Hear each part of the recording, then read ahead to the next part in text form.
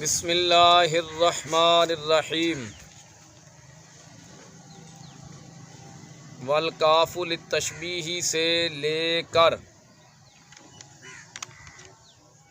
جمیع مدت انقطاع رؤیتی ایاہ یومان تک ترکیب اور اجرا جو ہے وہ ہو چکا تھا۔ اب ہم اس کا ترجمہ کرتے ہیں۔ والکاف للتشبیہ، اور کاف تشبیہ کے لیے ہے۔ کاف تشبیہ کی مثال زید کل اسدی کی مثل میں ہے۔ کیا معنی زید کل اسد کا؟ زید شیر کی طرح ہے۔ وقد تکون زائدتاً، اور تحقیق کبھی وہ کاف زائدہ ہوتا ہے۔ کیا مطلب زائدہ کا؟ یعنی اگر کلام سے ہٹا بھی دیا جائے تو معنوی خرابی لازم نہیں آتی۔ کاف زائدہ کی مثال اللہ تعالیٰ کے فرمان لیس کمثلہ شیء کی مثل میں ہے۔ یہ جو کمثلہ میں کاف آ رہا ہے، کاف جارہ جو ہے یہ زائدہ ہے، اور میں نے آپ کو بتایا حروف جارہ جو زائدہ ہوتے ہیں یہ کسی کے متعلق نہیں ہوتے، کیونکہ یہ فعل یا شبہ فعل کے معنی کو کھینچ کر اپنے مدخول تک نہیں پہنچاتے۔ لیس کمثلہ شیء کا کیا معنی ہے؟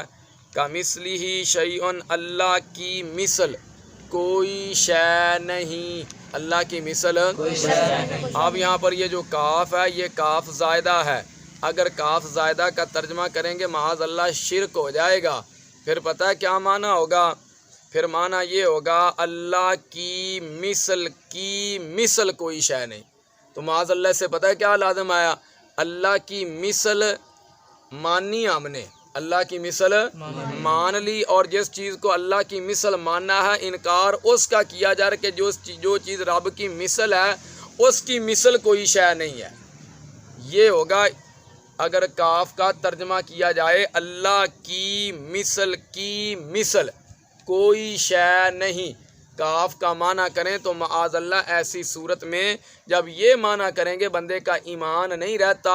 یہ کاف جارہ زائدہ ہے، اور یہاں پر اس کا ترجمہ نہیں کریں گے بلکہ ترجمہ کیا ہے؟ اللہ کی مثل کوئی شے نہیں، اور جب کاف کا معنی کریں تو ایسی صورت میں کفر لازم آتا ہے۔ پھر معنی ہوگا اللہ کی مثل اللہ کی مثل کوئی شے نہیں، یعنی ایسی صورت میں اللہ کی مثل مان لی، اور جس چیز کو اللہ کی مثل مانا گیا ہے پھر اس کی مثل کا انکار کیا گیا ہے، تو اس صورت میں کیا لازم آئے گا؟ کفر لازم آئے گا۔ معنی یہ ہے اللہ کی مثل کوئی شے نہیں ہے، اللہ کی مثل کوئی شے نہیں ہے۔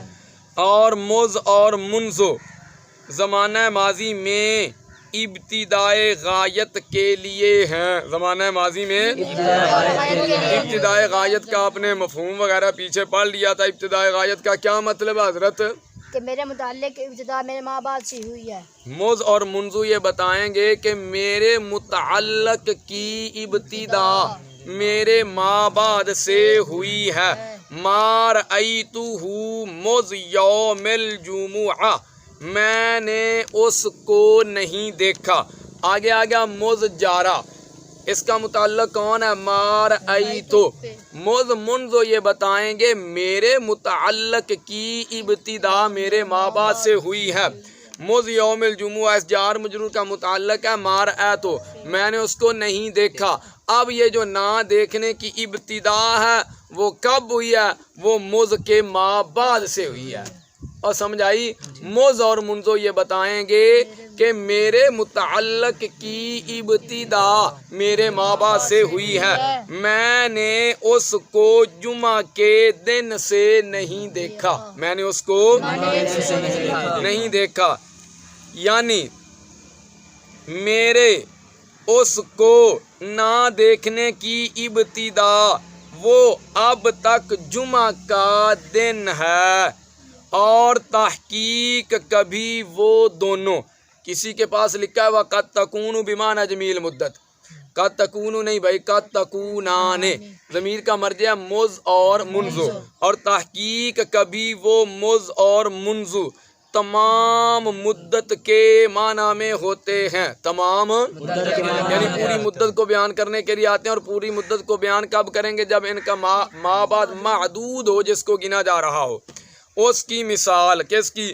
اس مز اور منزو کی مثال جو تمام مدت کے معنی میں ہوتے ہیں. مار ایتہ مز یومین او منذ یومین کی، میں نے اس کو 2 دن سے نہیں دیکھا. میں نے اس کو تو پوری مدت بیان ہوگی کہ نہیں بھئی؟ دیکھنے نہ دیکھنے کی جو مدت ہے وہ کتنے دن ہے؟ وہ 2 دن ہے. یعنی میرے اس کو نہ دیکھنے کی تمام مدت یومانے وہ 2 دن ہے. یومانے کتنے دن ہے؟ 2 دن ہے. میرے اس کو نہ دیکھنے کی تمام مدت 2 دن ہے. ترجمہ کرتے ہوئے مضاف الیہ کا پہلے کرتے ہیں، مضاف کا بعد میں کرتے ہیں. تو ترجمہ ہم نے شروع کیا. ضمیر نہیں جڑی کھڑی رویت دے نال ایتھوں، یہ ضمیر متکلم کی ہے نا. میرے نہ دیکھنے کی تمام مدت کیا ہے؟ میرے اس کو نہ دیکھنے کی تمام مدت 2 دن ہے.